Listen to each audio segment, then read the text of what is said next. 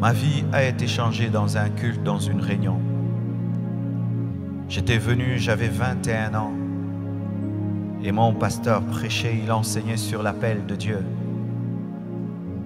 Il a lu la parole, mais pour moi, je n'ai pas entendu qu'une lecture. J'ai entendu la voix de Dieu dans la voix de mon pasteur. Il parlait de l'appel de Dieu et j'ai entendu dans mes oreilles des millions de personnes qui criaient, qui disaient « Marcelo, viens nous apporter l'évangile ». En ce moment-là, la puissance de Dieu était tombée sur moi et m'avait terrassé. Tout le monde a pu rentrer à la maison et moi j'étais resté là. J'avais une expérience avec le Dieu de ma destinée.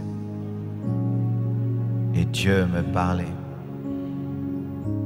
Après cette expérience, j'ai couru à la maison parce que je ne voulais pas répondre à l'appel de Dieu. Et quand j'entre dans ma chambre, je ferme ma clé. Je trouve le Dieu que je fouillais m'attendait dans ma chambre. Il avait rempli la chambre. Il y avait une telle saturation de la présence de Dieu que j'avais du mal à respirer. Il y avait trop de Dieu, de sorte que j'avais du mal à respirer. Je ne peux vous expliquer cela. Et il m'a dit, que veux-tu que je te fasse pour que tu répondes à mon appel? Et comme je refusais de répondre à cet appel, j'ai fait 2 semaines sans dormir, où tout le temps la voix de Dieu me parlait, réponds à l'appel, réponds à l'appel. Pendant 2 semaines, j'ai eu une insomnie provoquée par l'appel de Dieu. Et étant donné que j'avais fait 2 semaines sans répondre à cet appel et sans dormir, j'ai eu un problème avec ma tête, de sorte que j'oubliais ce que je disais et je ressemblais un peu à un fou. Et on m'a amené dans un hôpital psychiatrique. Le médecin me regarde et il me dit que tout va bien. Et il dit qu'on m'enferme dans ma chambre pendant 2 semaines, que je ne voie personne, que je ne sorte pas. C'était une retraite imposée par Dieu. Et pendant 2 semaines, j'étais dans ma chambre. Et il y avait trop de Dieu dans cette chambre. Il me parlait tellement que je devais lui dire d'arrêter de me parler. Je devais prendre des cahiers, écrire vite et m'annoncer tout ce que je suis en train de vivre aujourd'hui. Quand j'avais 21 ans, il me disait, tu iras dans le monde entier, tu prêcheras ma parole. J'étais un jeune garçon, je n'avais même pas un passeport. Et des fois, je devais lui dire, arrête de parler, je dois écrire. Et des fois, je disais, arrête de parler, je dois dormir. Ma mère était en peur. Elle me voyait sortir, donnez-moi un cahier, achetez un cahier, je dois écrire, je dois écrire, je dois écrire. De sorte que, si quelqu'un venait me voir, je pouvais dire en avance qui allait venir me voir. Et j'avais une chaise dans ma chambre. Si seulement tu t'assieds sur cette chaise, je te regarde, je te raconte ta vie. La présence de Dieu commençait à remplir la maison. Je n'avais plus besoin même de dormir avec une couverture. Je sentais une couverture spirituelle sur moi. Je suis en train de vous raconter ce qu'un enfant, un jeune garçon de 21 ans, vivait dans le secret de sa chambre. 2 semaines après, je suis allé à l'église. J'étais chantre comme mes sœurs. Et on m'a donné le micro. Et je fermais mes yeux et je chantais. Je ne savais pas que pendant que je chantais, les gens ne faisaient que tomber. Quand j'ai ouvert les yeux, j'ai vu des gens par terre. C'est là que l'onction de Dieu a commencé à se mouvoir dans ma vie.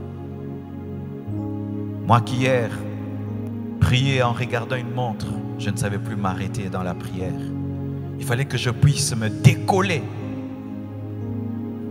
Les moments de prière étaient devenus des moments intenses, des moments d'intimité terrible. Et quand Dieu m'a dit de commencer l'église, j'ai fait 2 ans. 2 ans où je jeûnais chaque mercredi. Je veillais chaque vendredi. Et après, c'est comme si ça ne suffisait pas. J'avais maigri, j'avais atteint 45 kilos. C'était pas assez. Une soif me brûlait. Je devais connaître ce Dieu qui m'avait appelé. Je suis allé dans un jeûne de 11 jours où je ne prenais que de la bouillie. Le dernier jour de ce jeûne, un tonnerre a retenti et j'ai entendu une voix qui m'avait dit: aujourd'hui est né dans cette nation un grand serviteur de Dieu. Je suis sorti de cette retraite. Moi qui avant ne prêchais que 20 minutes et après je n'avais plus rien à dire. Quand j'ouvrais la Bible, je pouvais prêcher 1 heure, 2 heures et je ne finissais plus. Une onction de la connaissance de la parole était venue dans ma vie, dans la retraite. Les choses de Dieu existent, mes frères. Dieu est capable de te communiquer un dépôt spirituel que l'homme ne peut expliquer. Et je suis sorti de cette retraite et j'ai continué à prier. Et j'ai continué à prier jusqu'à ce que Dieu, un jour, alors que je marchais, il m'a arrêté et il m'a dit: c'est assez, tu as assez prié, commence l'église. J'ai dit: Dieu, je n'ai pas d'argent, comment je vais faire pour commencer l'église? Il m'a dit: tu vas mettre une chaire et tu vas parler. La première fois, c'était des enfants qui étaient devant moi. Il n'y avait même pas de tôle, ni des instruments. J'ai parlé sans instruments, sous le soleil, à des enfants. Et la puissance de Dieu est tombée sur eux. Quand la puissance de Dieu est tombée sur les enfants sont rentrés en parlant langue, raconter à leur maman ce qui leur était arrivé. Les mamans sont venues vérifier. La puissance de Dieu les a touchés. Et les papas sont venus vérifier. Et la puissance de Dieu les a touchés. C'est comme ça que l'église est née.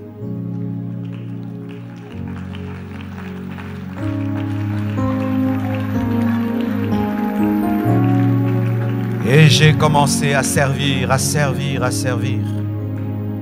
Mais à un certain niveau, j'avais senti que j'avais atteint une stagnation.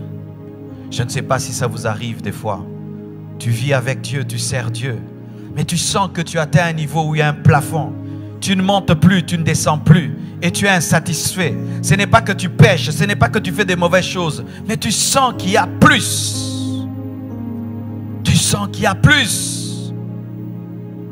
Tu peux être dans le lieu saint, mais tu sens qu'il y a le lieu très saint.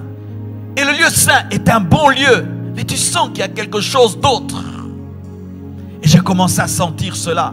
Je n'avais pas un nom précis à donner à cela, mais je sentais que je ne vivais pas le tout de Dieu.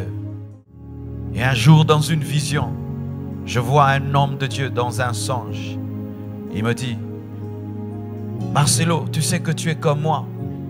Je dis: moi, comme toi? Non, je ne peux pas être comme toi. Tu es trop grand. Il m'a dit: non, tu es comme moi, mais tu dois payer le prix dans la prière. Tu dois payer le prix dans la prière. Et alors là, j'ai commencé. Un esprit de prière est venu sur ma vie. Je pouvais commencer à prier à 6 heures, assis sur une chaise jusqu'à 16 heures. Et je ne sens pas le temps passer. Et des instructions que je n'avais pas reçues, des connexions que je n'avais pas eues sont arrivées. C'est là que je suis entré sur Casarema et les gens étaient impactés. Mais je sentais que Dieu m'appelait à autre chose plus que cela. Et je le disais, je sens que je dois m'enfermer. Je dois m'enfermer pendant 40 jours seul avec Dieu. Jusqu'à ce que j'ai eu la force par la grâce de Dieu. Je suis allé m'enfermer dans mon bureau avec des bouteilles d'eau pendant 40 jours. Je suis sorti ressuscité. Dans ce jeûne, je suis mort spirituellement. Et dans ce jeûne, je suis sorti un autre homme. Quand je suis sorti, je suis allé faire une croisade qui avait réuni 15 000 personnes. J'ai prêché l'évangile. Un homme était paralysé, il a marché. Des malades étaient guéris. 500 personnes se sont converties et toutes ont rejoint l'église. Après ça, c'est quand le ministère s'est ouvert sur le plan international que j'ai même rencontré l'homme de Dieu et que tout le reste a commencé à se passer. Qu'est-ce que je veux vous dire, mes frères? Il y a un prix à payer. Il y a un prix à payer. Tu aimes cette chair, on te dira qu'il y a un prix. Tu veux la voir, tu dois payer un prix. C'est vrai que Christ a tout accompli pour nous, mais voici comment Christ fait. Il achète une chose pour toi et il la pose sur la table. C'est à toi de venir la prendre. C'est pourquoi il dit, venez à moi vous qui avez soif. Tu dois venir, tu dois aller. Sinon tu mourras et jamais tu ne deviendras l'homme que tu dois devenir. Je t'assure, le jour de ta mort, Dieu te présentera un autre toi-même que tu aurais pu être, mais que tu n'es jamais devenu parce que tu n'as pas payé le prix qu'il t'a demandé. Chacun de nous dans son esprit entend toujours un prix qu'il doit payer. Chacun de nous. Celui-ci, Dieu lui dit de veiller. Celui-là, Dieu lui demande de jeûner. L'autre, je ne sais pas, Dieu te demande de faire des veillées de lecture de la parole. Jusqu'à quand tu vas reporter à demain le prix que tu dois payer? Jusqu'à quand tu diras, je le ferai, je le ferai, je le ferai, je le ferai, je le ferai? Tu risques de mourir et sans jamais devenir ce que Dieu a dit que tu seras. Et pour cela, il faut la soif. C'est la soif qui te permet de monter sur la table de Dieu et dire, Seigneur, je le prends. Mais si tu n'as pas soif, il aura tout accompli pour toi. Et il présente sur une table, mais tu ne sais pas prendre parce que tu n'as pas soif. J'espère que ça va.